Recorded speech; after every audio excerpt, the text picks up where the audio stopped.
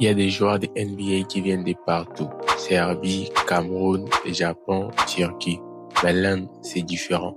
Un pays immense, des fans des sports partout, mais personne en NBA. Sauf une fois, un jeune du Punjab, un coin paumé du nord de l'Inde. Il a grandi sans terrain, sans coach, sans matos. Et pourtant, ce gamin va devenir les premiers Indiens de l'histoire à attendre son nom lors de la draft. Son ascension ne ressemble à aucune autre. Ce n'est pas l'histoire d'un prodige né dans un grand club, ni celle d'un enfant entouré de scouts et de sponsors. C'est l'histoire d'un garçon qui devrait se battre pour chaque ballon, chaque entraînement et pour chaque rêve. Dans le village de Satnam, sa vie ne ressemble à rien à celle des enfants américains. Sa maison est entourée de champs. Ses journées sont rythmées par les corvées, les travail et parfois un ballon usé qu'il lance contre les murs. Son père mesure plus de 2 mètres. Sa famille entière est immense. Mais personne n'imagine que l'un d'entre eux jouera au basket à haut niveau. Satnam dépasse tout le monde. Dès l'enfance, à 10 ans, il atteint 1m80. À 13 ans, 2 mètres. C'est son père qui le pousse doucement vers les sports, pas pour devenir professionnel, juste pour qu'il trouve une direction dans la vie. Il l'envoie dans une académie gouvernementale, l'Indian Basketball. Là-bas, Satnam découvre pour la première fois une vraie structure. Enfin vrai, les infrastructures sont limitées, les équipements datent d'une autre époque et le basket n'est pas du tout suivi à grande échelle. Mais c'est ici que sa passion naît vraiment. Satnam s'entraîne des heures entières sur un terrain en béton fissuré. Il répète les mêmes exercices sans relâche parce qu'il sait que c'est la seule façon de progresser. Les coachs voient en lui une opportunité rare, un géant déterminé. Mais pour aller loin, il lui faut quelque chose que l'Inde ne peut pas lui donner. Un entraînement au niveau international. Et c'est là que son destin va basculer. En 2010, l'IMG Academy aux États-Unis, l'un des centres de formation les plus prestigieux du monde, lance un programme pour développer les baskets en Inde, en partenariat avec la Fédération indienne. Il cherche 3 jeunes talents indiens pour les amener en Floride. Satnam fait partie des sélectionnés, mais partir n'est pas simple. Satnam ne parle pas l'anglais. Il n'a jamais voyagé hors de son pays. Il vit dans un environnement rural, loin des technologies et des modes de vie occidentaux. Pourtant, il accepte parce qu'il comprend que ce voyage peut changer son destin et peut changer celui du basket indien. Lorsqu'il arrive en Bradenton, en Floride, c'est un choc total. Les infrastructures sont gigantesques.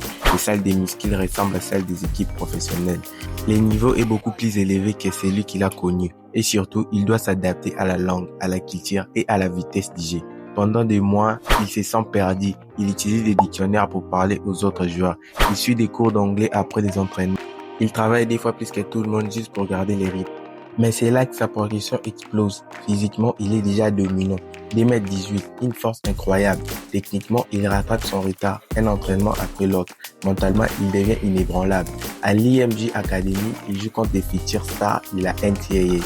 Les espoirs de la NBA, des lycéens déjà suivis par des scouts. C'est son premier vrai contrat avec les hauts niveaux. Et très vite, les observateurs américains commencent à attendre parler du géant indien. Le problème, c'est que malgré sa taille, Satnam n'a pas eu le parcours classique d'un lycéen américain. Il n'est pas éligible à la NCAA à cause des formalités académiques et linguistiques. Donc, il n'a qu'une seule option pour poursuivre son rêve, se présenter directement à la draft NBA. En 2015, il prend la décision, une décision immense. Faire passer par l'université sans être une star reconnue, sans être dans les top prospects. Il y va parce que c'est sa seule chance. La nuit de la draft arrive. Le Barclays Center est rempli.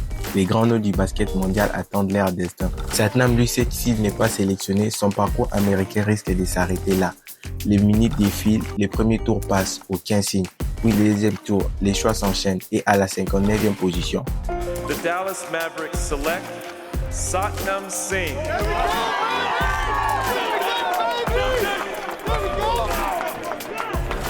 Satnam Singh is in the building here.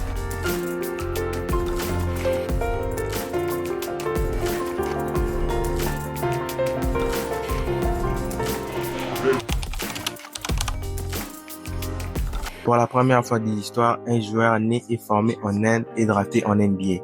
Dans son village, c'est la fête. Les médias indiens explosent. Les fans célèbrent. Les jeunes voient en lui un modèle. L'Inde entière découvre les baskets d'un nouveau regard. Mais la suite est difficile. La NBA, c'est les sommets absolus, le niveau est impitoyable. Satnam travaille avec les Mavericks, puis rejoint la G-League pour se développer. Il progresse, mais la masse est immense. Il ne parvient pas à obtenir le ministre en NBA. Le rêve est réel, mais la réalité est rude. Malgré tout, il s'arrête pas, il part jouer au Canada puis au Mexique. Plus tard, il se tourne même vers la ligue professionnelle, montrant qu'il n'a jamais eu peur de réinventer. Mais peu importe où il joue, son nom restera associé à une première fois. Parce que Satnam Singh, ce n'est pas seulement un joueur, c'est un symbole. C'est le pionnier du basket indien. Celui qui a prouvé que même en venant d'un village sans terrain, sans moyens, sans soutien, on peut toucher la NBA. Son parcours n'est pas celui d'une star, mais celui d'un homme qui a ouvert une porte que personne avant lui n'avait réussi à pousser. Et aujourd'hui encore, en Inde, chaque jeune qui rêve de basket connaît son nom, parce qu'il a montré que l'impossible peut devenir réel.